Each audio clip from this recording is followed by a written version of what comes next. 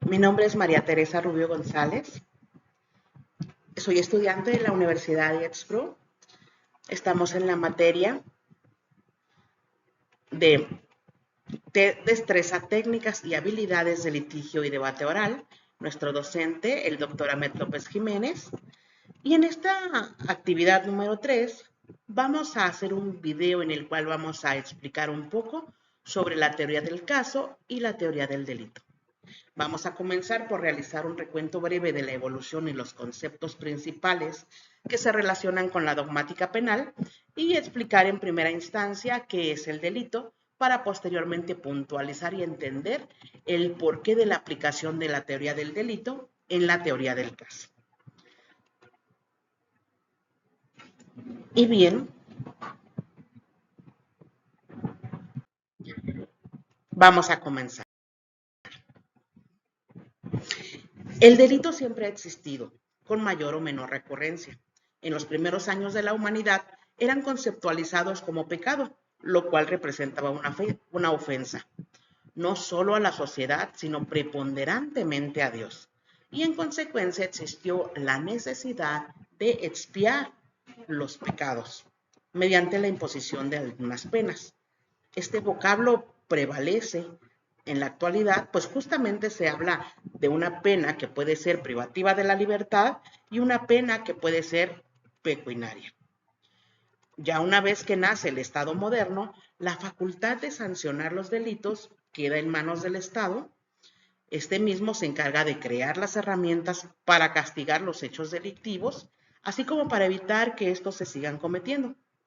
En otro sentido, la teoría del delito constituye a la vez un límite para el poder punitivo del Estado, al asegurar que la imposición de una sanción penal no pueda llevarse a cabo. Por todo ello, esta teoría deviene también en una importante herramienta metodológica y técnica al servicio de la teoría del caso. Y vamos a ver ahora la teoría del delito. Esta constituye una herramienta básica para la parte acusadora y la defensa, en virtud de que nos va a permitir saber cuando un hecho puede ser considerado o no un delito, su grado de ejecución, su forma de intervención, la naturaleza de la conducta, la razón de mérito justificante o atenuante y las consecuencias jurídicas a que se haría acreedor su autor o partícipe. Sin embargo, los hechos que se manifiestan en realidad son tan complejos y diversos que no siempre nos va a resultar fácil determinar si constituyen o no un delito. En algunas ocasiones el hecho no está descrito exactamente ni siquiera en la ley. Es más aún, la ley presenta problemas de ambigüedad o de vaguedad. Por ello, la importancia que tiene el conocer esta teoría, ya que nos va a proporcionar las herramientas teóricas y metodológicas para resolver en forma coherente y racional el conflicto de intereses sometidos a la potestad jurisdiccional penal. Va a permitirnos también verificar si están dados los presupuestos para requerir de la agencia judicial una respuesta que habilite el ejercicio del poder punitivo. Ante esta situación, esta teoría nos va a brindar las herramientas necesarias para racionalizar el poder punitivo estatal y generar una mayor certeza jurídica, determinando las fronteras mínimas entre lo prohibido y lo penado por el derecho.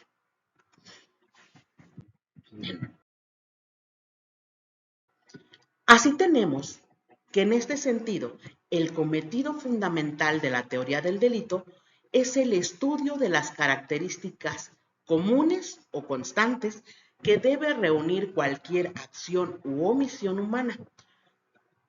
Estas acciones que sean susceptibles de sanción, teniendo como punto de partida y como límite también un determinado marco legal, pues finalmente es una teoría de la ley.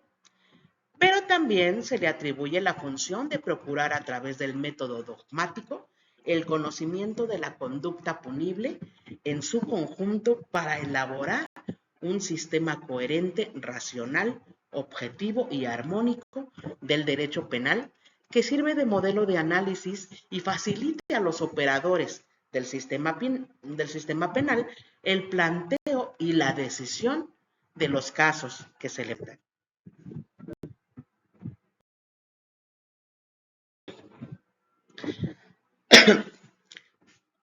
Vamos a ver el delito y sus principales escuelas en esta teoría.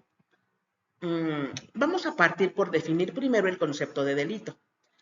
Así tenemos que delito es la conducta típica, antijurídica y culpable constitutiva de una infracción penal.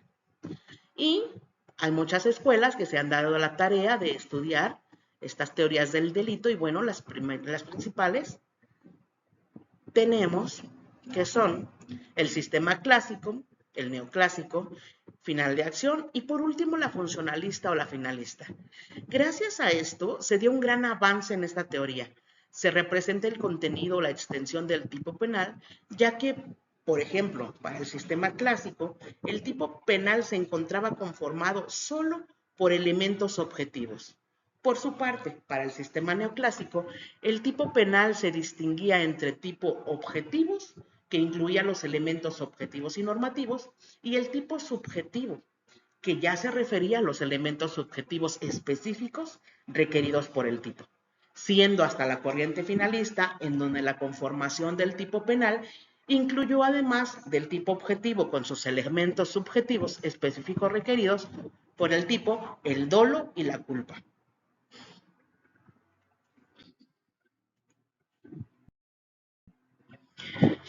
Y bien, la teoría del delito debe ser estudiada bajo un orden lógico de prelación de los elementos de este mismo.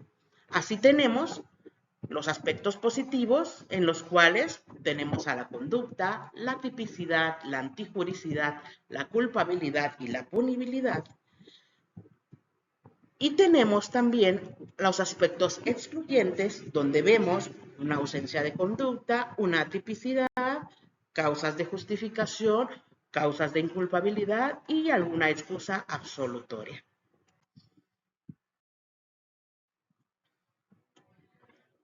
Del esquema que acabamos de citar, debemos estructurar la teoría del delito bajo 4 elementos, donde cada uno de ellos va a componer el hecho punible en el siguiente orden: conducta, tipicidad, antijuricidad y culpabilidad. Cada elemento va a presentar una serie de requisitos para que pueda verse configurado. Así tenemos, por ejemplo, que la conducta va a requerir voluntad y exteriorización. La tipicidad va a requerir la configuración de los elementos subjetivos y objetivos del tipo. La antijuricidad requiere la ausencia de causas de justificación. La culpabilidad va a requerir imputabilidad, exigibilidad y conocimiento de su actuar antijurídico.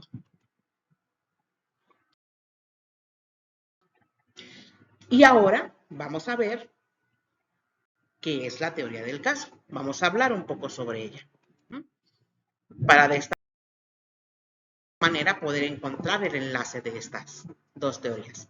La teoría del caso, podemos decir de ella que la reforma constitucional del 18 de junio del 2008 en materia de justicia y seguridad en México es, digámoslo así, el parteaguas para una nueva forma metodológica en la investigación de los hechos probablemente constitutivos de delito.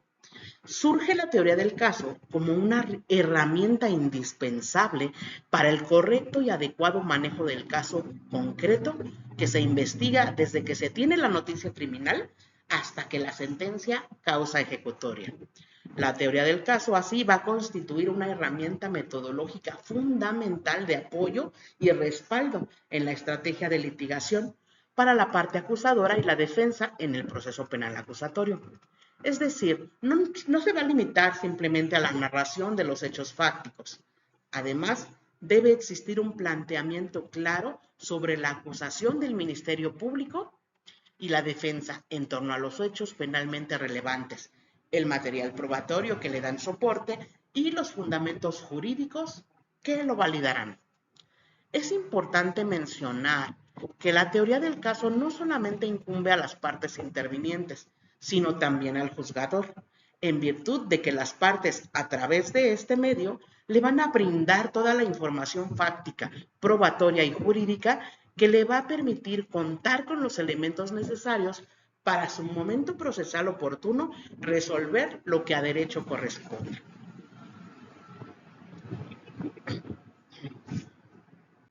Y bien,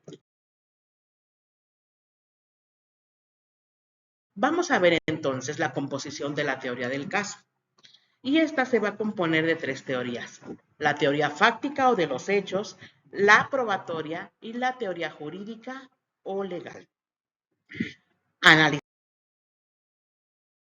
cada una de ellos, tenemos que la teoría fáctica de los hechos está conformada por los hechos que tengan conocimiento las partes a través de la noticia criminal y se va a consolidar con indicios, entrevistas y datos de prueba productos de la investigación. Este nivel de análisis llevará a las partes intervinientes el proceso acusatorio a entender y comprender cómo se desarrollaron realmente los hechos, a partir de su propia investigación. Las partes deberán contar con una proposición fáctica para cada elemento del delito que se pretenda acreditar o desacreditar en el proceso. Desde esta perspectiva, el Ministerio Público y el defensor tendrán que analizar los hechos concatenándolos con la teoría jurídica y a la teoría probatoria a fin de establecer cuál será su estrategia general acusatoria o de defensa. Tenemos la teoría jurídica o legal y esta se va a emplear para ubicar el tipo penal, la forma de intervención delictiva, los excluyentes, los agravantes, los atenuantes, la responsabilidad penal, etcétera, ante los cuales se encuentran las partes intervinientes. De tal forma que la teoría jurídica es aquella que va a permitir al operador de la materia penal descubrir el significado legal de un hecho típico. Así, la teoría jurídica se ocupa de la determinación del tipo penal, además del marco normativo que se debe aplicar al hecho criminal, y va a comprender la determinación del marco normativo nacional e internacional. Esta teoría, al unirse a la teoría fáctica, va a permitir que podamos diferenciar de un simple hecho con un hecho con relevancia jurídico-penal o que se considera un delito. Y tenemos la teoría probatoria.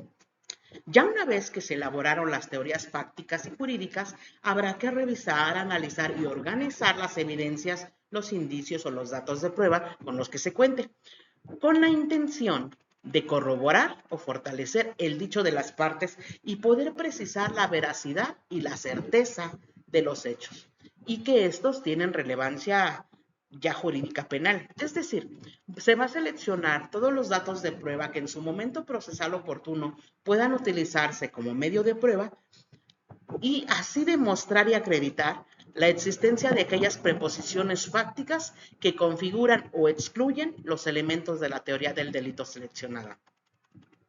Este material probatorio se debe someter a un riguroso examen para que de esta manera se pueda establecer si la misma es o no es legal, lícita o ilícita, prohibida, inconducente, impertinente o algún hecho notorio, con el objeto de valorar su alcance probatorio y poder determinar si respaldan la hipótesis fáctica y jurídica que se ha formulado para posteriormente ofrecerlas y desahogar en la audiencia de juicio oral.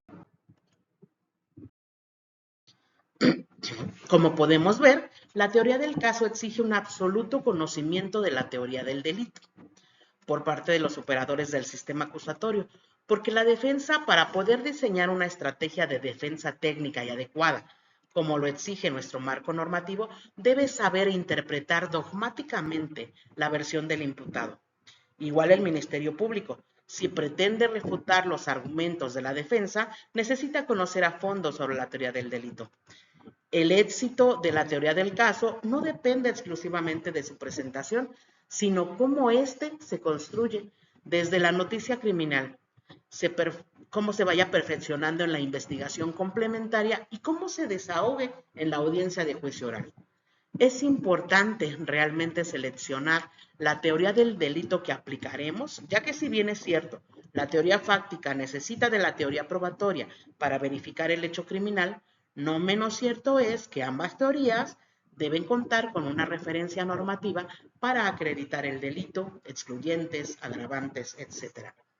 La importancia normativa derivada de la teoría del delito puede originarnos los elementos positivos y negativos del delito, como la tipicidad, la antijurosidad y la culpabilidad, la ausencia de conducta, la tipicidad, las causas de justificación, las de inculpabilidad, formas de intervención, así como sus agravantes y atenuantes. Analizando lo anterior, podemos decir que la teoría del delito se aplica a la teoría del caso en el momento que nos permite a los operadores del derecho penal conocer e identificar la relación de las normas jurídico-penales con los hechos y así poderle dar una relevancia jurídica. Visto lo anterior, podemos concluir que la teoría del caso y la teoría del delito encuentran su conexión o aplicación práctica en la teoría jurídica o legal del primero, ya que es esta el instrumento utilizado para, a través de la teoría del delito, identificar el tipo penal que se atribuye, el grado de ejecución, la forma de intervención, la naturaleza de la conducta, la razón de mérito atenuante, la razón de mérito exculpante, la razón de mérito justificante, ante los cuales se enfrentarán los operadores del sistema acusatorio, así como las formas adjetivas de atender el hecho criminal. Por mi parte es todo en esta ocasión. Comparto con ustedes la referencia de la cual hemos tomado esta información y nos vemos en una siguiente ocasión.